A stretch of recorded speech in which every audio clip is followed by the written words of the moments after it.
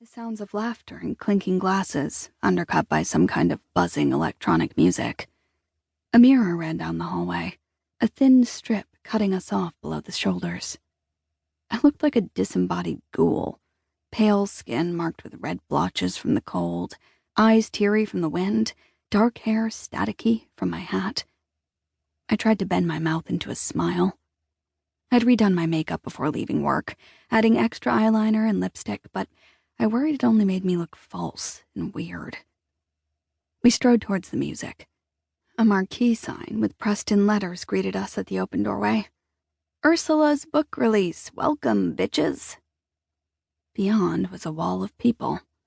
It looked like a living thing, blinking and shimmering and pushing various tentacles towards the bar.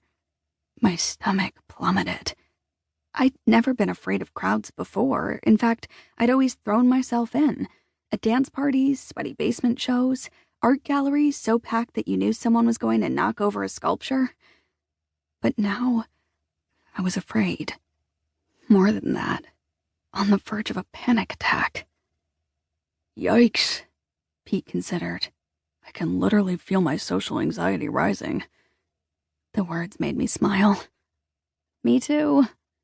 What do you think? Pete studied me. I knew that if for whatever reason I wanted to leave, he'd take it in stride.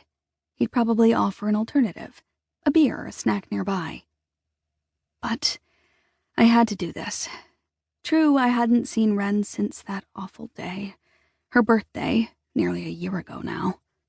Sure, I'd stalked her social media, watching as her beauty editor job had earned her a blue check mark.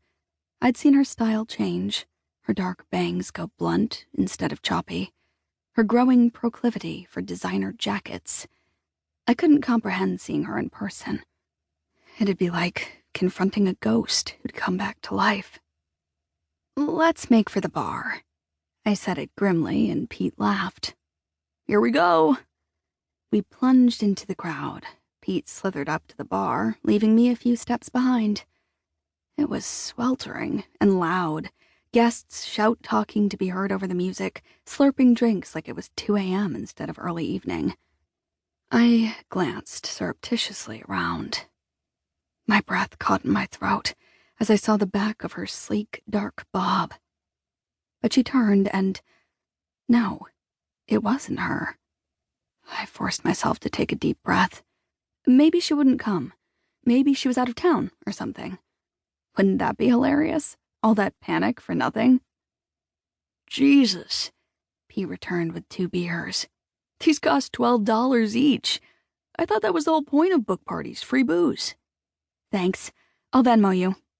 I took the glass gratefully and gulped. Pete squinted at the crowd like a shipman searching the horizon. "Maybe let's go over there where it's more chill." I followed him into the main room with the stage. We made it to the back wall and both leaned against it with relief. The tightness in my chest eased. "That's Ursula, right?" Pete gestured with his glass. "That's her." She stood near the stage, holding court with a semicircle of admirers. "How'd you meet her again?" "A writing group, a long time ago." Seeing her in the flesh, tortoiseshell glasses and animal print dress against pale tattooed skin and hot pink hair, made me relax further. It was a bit sad that the fear of seeing Wren had made me forget about the point of this whole event, to celebrate Ursula's success. I'd met Ursula through Wren, actually, shortly after meeting Wren at work. An image reared up. Wren in her signature vintage black rabbit fur coat and red lipstick. She'd been assigned to train me as an assistant, though she'd been working at the educational publishing company only a few months longer than me. That first morning with Wren, I'd known, instantly, what becoming friends meant.